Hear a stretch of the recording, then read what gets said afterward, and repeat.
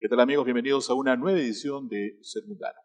El invitado del día de hoy no solamente forma parte del espectro periodístico importantísimo en los años 80 de la revista Oiga, de los periodistas que por aquel entonces en la revista combatían un poco no solamente con un gobierno durísimo como el de Alan García, sino por el terrorismo y una serie de demonios que azotaron nuestro país en los 80. Posteriormente fue fundador de CNN en español y con el paso del tiempo no solamente un extraordinario periodista y comunicador social, sino uno de los, creo yo, literatos más importantes de los últimos tiempos aquí en nuestro país.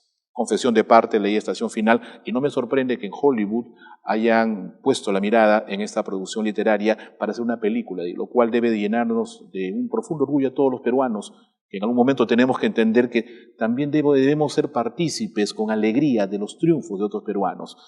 Hace poco, en las librerías, el libro de Hugo Coya, Los secretos de Elvira, sin lugar a dudas, está siendo un éxito y un boom literario. Y justamente él está esta mañana con nosotros. Hugo, bienvenido a Ser Mundano. Muy buenos días. Muy buenos días. Un afectuoso saludo para ti, Rolando, y un afectuoso saludo para todos los televidentes. Muchas gracias. Yo quiero ponerme en contexto un poco descriptivo tuyo de los primeros años para después pasar al trabajo literario, ¿correcto?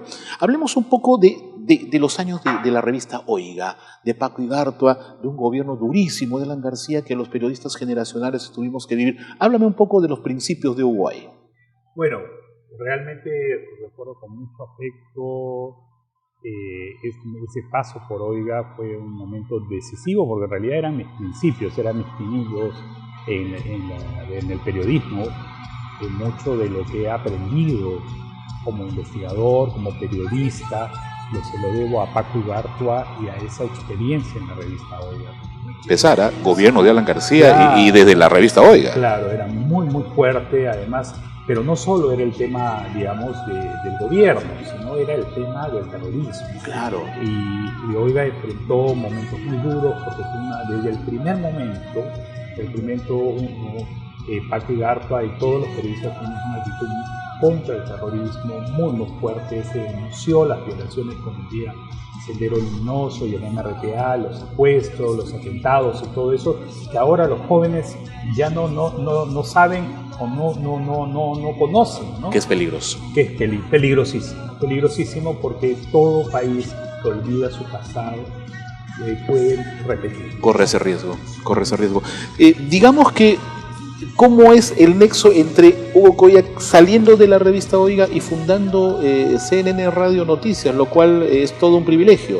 Claro, o sea, CNN español. O sea, lo que ocurre es que después de eso yo ingreso a trabajar como corresponsal de la agencia UPI, la agencia estadounidense. Primero en Lima, luego ellos me transfieren a Brasil y de Brasil me nombran editor del servicio latinoamericano en Miami. Ya. Voy a Miami, estoy ahí un par de años y la agencia de noticias UPI, que era en ese momento la mayor agencia de noticias del mundo, entra en un periodo de crisis económica muy grande por una serie de problemas financieros que no vienen al caso a tratar.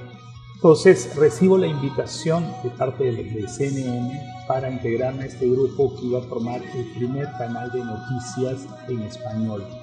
Entonces me invitan para esto, en realidad inicialmente éramos 5 personas. ¿Atlanta? Exactamente. Entonces me traslado, me mudo a Atlanta, estoy ahí y formamos todo este grupo que, como te digo, inicialmente éramos 5 o 6 personas.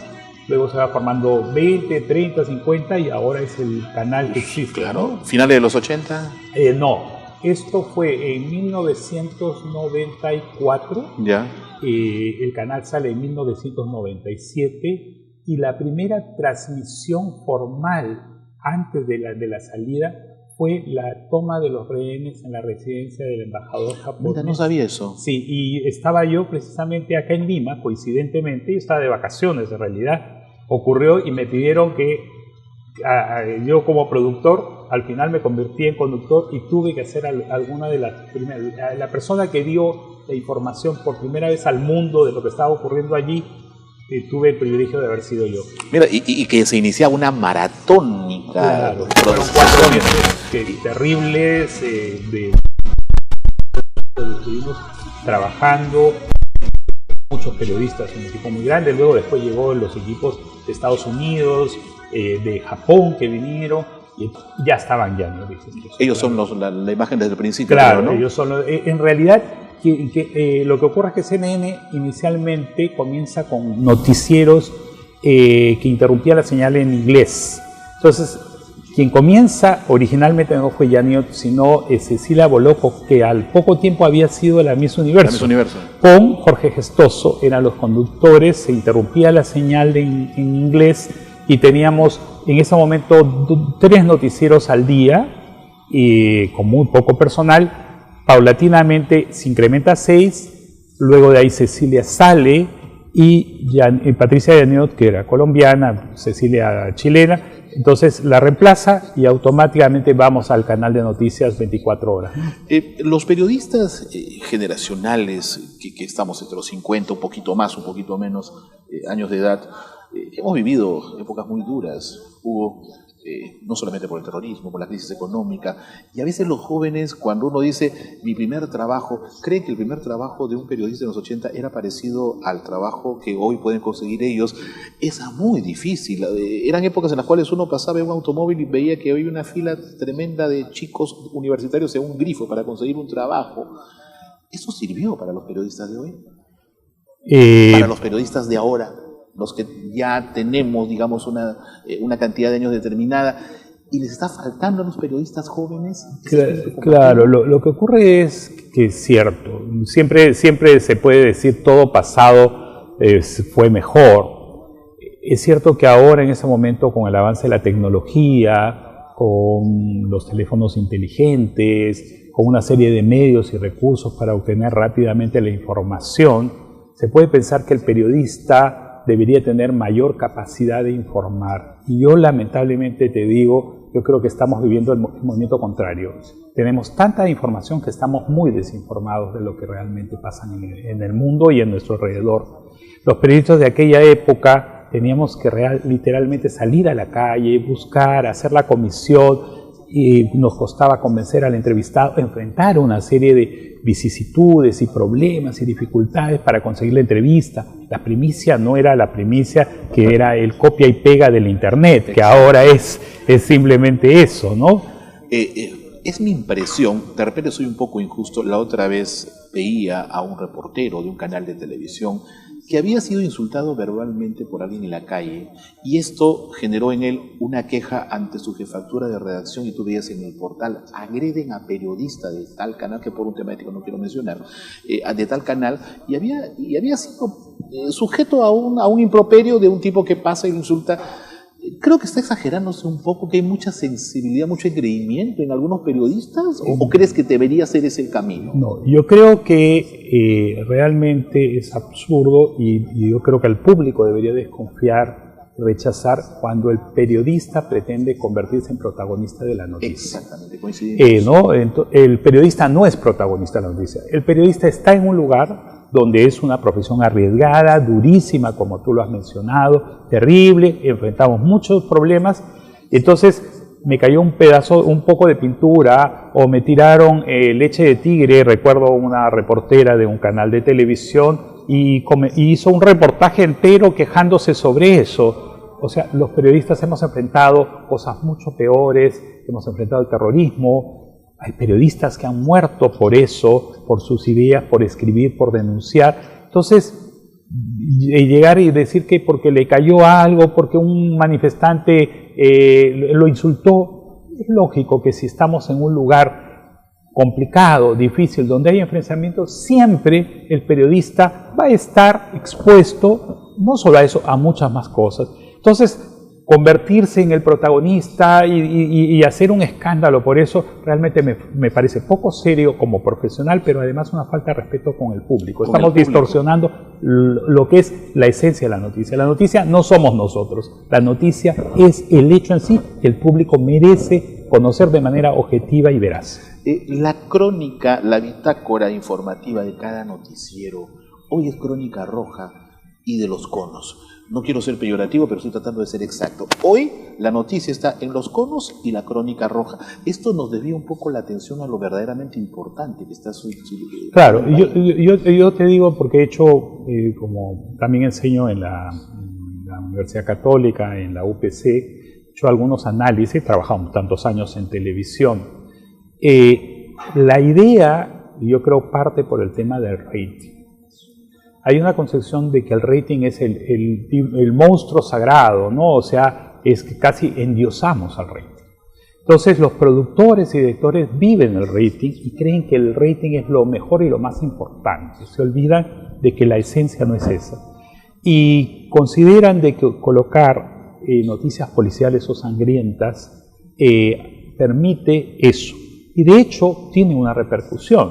O sea, y cuando tú hablas de una área geográfica, yo creo que el cono, como todas las áreas de Lima, merecen ser cubiertas en la misma proporción. No solo ocurre en un lugar u otro. Pero la idea de ellos, y eso lo he discutido con varios productores, es venderle la ilusión al televidente de que por muy mal que está su vida, al televidente promedio, hay alguien peor. Alguien que la está pasando peor. Entonces, y digo, ay, gracias a Dios, Dios mío, no me ocurrió a mí, pero le ocurrió a mi vecino. Entonces, eso se repercute en las cifras y al final en las ganancias en la publicidad. Porque estamos en una ciudad de 10 millones de habitantes. Exacto. Si tú tienes una antena caliente con 10 millones, estás haciendo el gran negocio. Nos está yendo muy mal con contenidos. ¿Hay luces de solución? ¿Hay caminos de solución? Porque yo veo que en algunas cosas estamos tocando fondo y no veo instituciones, el Colegio de Periodistas de Lima, con Marzo Obregón, algo que está haciendo Alfredo Viñolo, pero digamos que son intentos que no alcanzan para el monstruo que significa la pobreza de contenidos en la televisión peruana. Claro, o sea, lo que ocurre es lo siguiente, yo creo que acá debería haber un concierto, pero concierto de unión de opiniones, o sea, deberían unirse todos los profesionales y decir, basta. Pero también el público es corresponsable. El público tiene que agarrar y decir, yo no quiero ver esto. Y el público tiene una forma de votar, ya que porque podemos hablar en términos electorales, o sea, tiene el control remoto. Eso es un voto. Simplemente cada vez que yo vea algo de contenido que no me gusta, que yo considero que está distorsionado, que está exagerado, que solo me venden malas noticias sensacionalistas, de muertos, de sangres que no corresponden a la realidad, simplemente utilizo el control remoto y voto. Y digo, no quiero ver esto. Yo creo que si creamos esa conciencia en el público, vamos a poder modificar muchísimo. Pero también, y hablando en el terreno profesional, hay un problema gravísimo en la formación de los profesionales. Y eso corresponde a todos los sectores, no solo el Colegio de Periodistas, a la Asociación Nacional de Periodistas, todas las instituciones gremiales que se preocupan por la profesionalización del periodismo. Lo que ha ocurrido en los últimos años es que hay una proliferación de personas que no son periodistas y que han incursionado en el periodismo como un salvavidas contra el desempleo, lo cual tiene una justificación, una explicación, pero eso nos ha traído abajo la calidad del periodismo. Entonces, creo que ahí debería haber una reunión, buscar entre las universidades, entre todas estas instituciones gremiales, tratar de profesionalizar, enseñarles a los periodistas que esto no es el único camino, que hay mejores contenidos, que la población merece.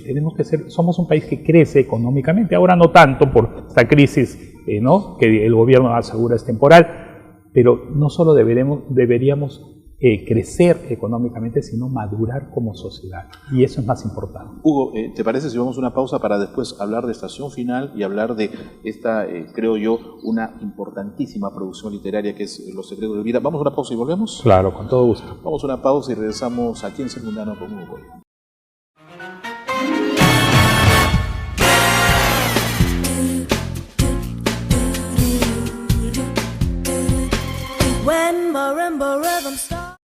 La número 1, la más escuchada, forma parte de los miles de oyentes. Radio La Luz, 1080 AM, llegando a todo el Perú, vía satélite y al mundo en www.radiolaluz.com. Radio La Luz, 1080 AM. La señal que te bendice. ¿Qué tienen en común Penélope, Lutiers, Pacino y el Nene? Descúbralo en Ser Mundano. Somos el programa de menor sintonía en la televisión peruana por nuestros contenidos.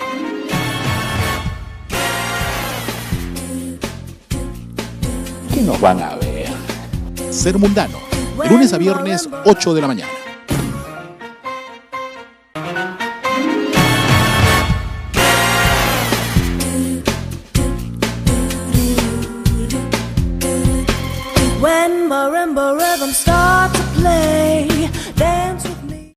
Yo recuerdo, Hugo, cuando Mario Vargas Llosa gana el premio Nobel, entrar a Crisol. No nos engañemos, vivimos en un país donde la gente no lee. Y esto ya no es no es ninguna novedad. Y ver a muchas señoras, con todo respeto, que compraban los libros de Mario Vargas Llosa como si fueran muebles, como si estuviera en un supermercado. Agarraba la canastita y decía, Vargas Llosa es... Hasta de repente ponían 12 ediciones distintas de una misma historia, un mismo libro.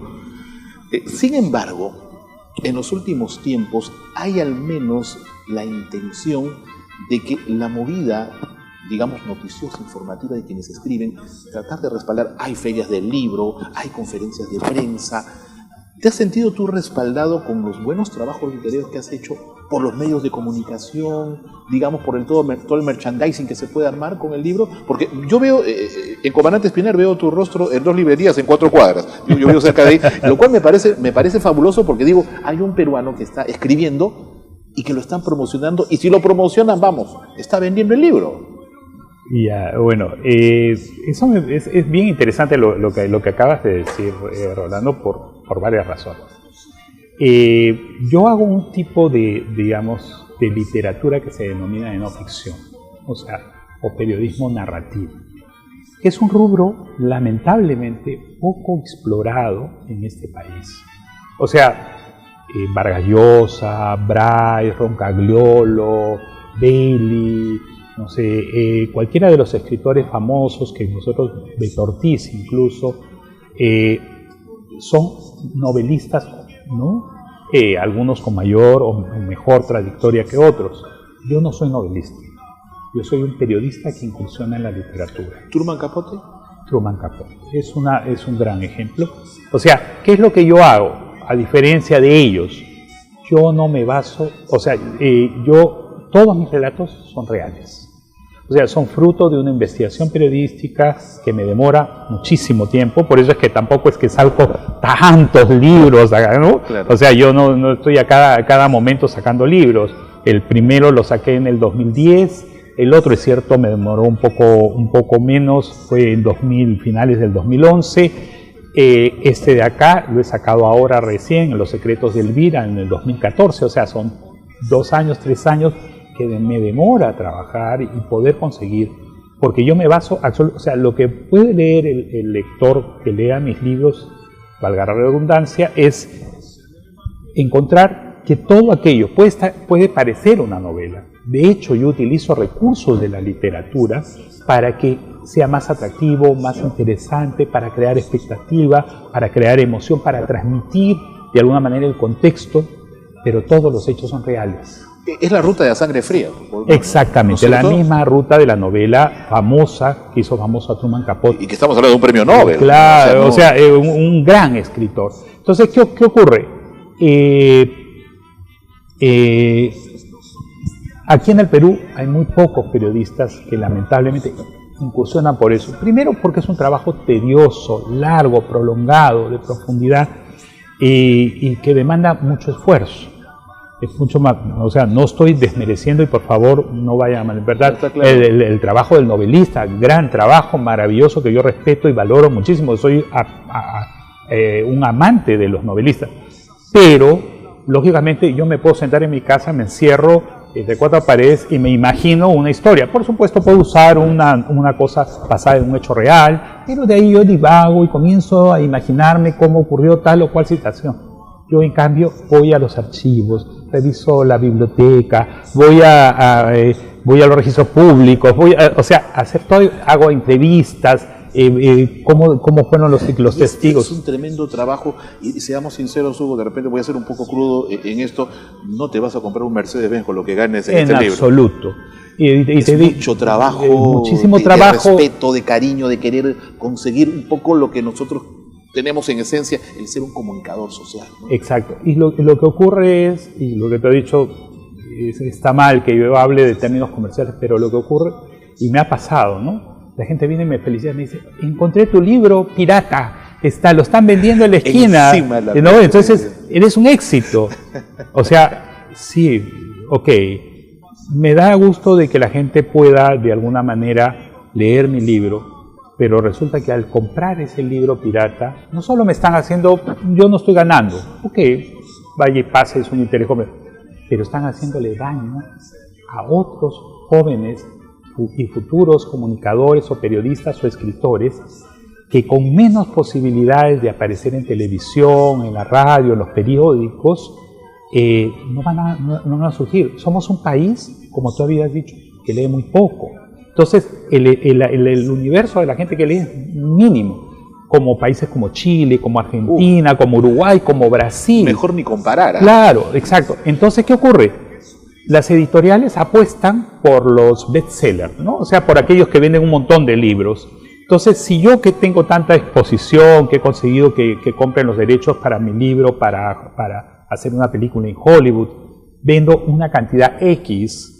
Imagínate un jovencito que de repente es una joya en bruto, un gran escritor que decide incursionar, va a la editorial va a decir, no, ¿cómo vamos a arriesgar con este muchacho? Nadie lo va a comprar porque mira, si este señor que tanto sale en la televisión, si a él le va así. Y entonces simplemente no tenemos más literatos, no tenemos más novelistas, no tenemos más periodistas que estén escribiendo, y eso daña nuestra cultura peruana. Por supuesto, y es lamentable. Háblame un poco para quienes no hayan leído de Estación Final y también de las perspectivas ahí en Hollywood. Cuéntame. Bueno, sí, te cuento, realmente estoy muy contento con Estación Final. Ha superado todas las expectativas mías, de la editorial, todo. Ya hay una edición en España, una edición en Argentina y otra en Colombia. En realidad he obtenido mayores ganancias, si hablábamos en términos comerciales, por las ventas de los libros afuera que en el Perú, a pesar de que Estación Final fue el libro más vendido de no ficción en el 2010 acá en el Perú. O sea, hubo una respuesta muy importante de la población. En julio del 2014, una productora vinculada a Warner Bros. Me confirmó la compra de los derechos para convertirla en película. En este momento nos encontramos en pleno proceso de preproducción. Yo debo estar yendo en algunas semanas a Los Ángeles ya para la firma formal del contrato, pero ya se alcanzó el acuerdo y todo. Ya estamos en pleno proceso de preproducción. Fines de septiembre o principios de octubre debería comenzar la filmación. El productor va a ser, y te lo digo con mucho entusiasmo, va a ser el mismo de La lista de Schindler, Branko Lustig. Eso es extraordinario. Claro. Entonces eso va a permitir, es la historia sobre peruanos. O sea, porque el libro, para quienes no han leído Estación Final, ¿es un campo de concentración? Claro, es la historia en realidad de 23 peruanos, 23 personas nacidas en el Perú, que son llevadas a diferentes campos de concentración. Pero que son peruanos. Que son peruanos, nacidos en el Perú. O sea, la diferencia de la historia, de las historias que hemos visto de la Segunda Guerra Mundial, es que estamos hablando de gente nacida y que vivió acá y que estuvo acá. Y la protagonista es una mujer realmente extraordinaria, o sea, la protagonista del personaje que va de esto, Magdalena Truela Rabiur, una mujer peruana que vivió aquí hasta los 20 años, estudió en un colegio acá, en San José de Cluny, y ella se va a Francia porque sus padres fallecen, va a estudiar filosofía a la Sorbona, y cuando estalla la guerra se une a la resistencia y se convierte en la mayor falsificadora de documentos de la Segunda Guerra Mundial, con lo cual salva la vida de centenares de personas, especialmente de niños que estaban condenados por los nazis a ser llevados a los campos de concentración y asesinados. Entonces falsifica los documentos y salva la vida de ellos arriesgando su propia vida. Al final, lamentablemente, pierde la vida en eso, ¿no? Entonces la historia les pareció a los productores de Hollywood tan extraordinaria, tan singular y sobre todo verídica, real. Y cinematográfica. Y cinematográfica, que ya estamos avanzando muchísimo. Debe comenzar el casting en abril o mayo y las filmaciones deberían comenzar en fines de septiembre, principio de octubre. Se va a filmar una parte en Lima. Lamentablemente me hubiera gustado que fuera mucho más, el porcentaje de filmación fuera mayor, pero lamentablemente, ¿sabes qué cosa ha ocurrido? Que muchos de los lugares de esa Lima de la época ya no existen porque fueron destruidas. Increíble. ¿Vas a formar parte de las grabaciones? Yo tengo un doble papel.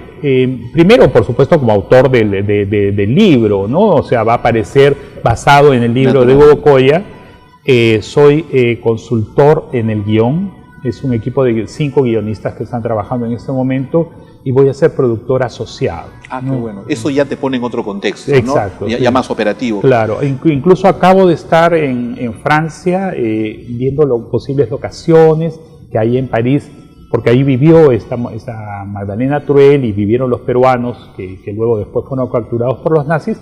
Entonces, hemos estado viendo las casas donde vivieron, donde estudiaron, y todos los lugares están intactos. Eso te iba a decir, estaba casi seguro de eso, estaba casi seguro de eso. Los secretos de Elvira.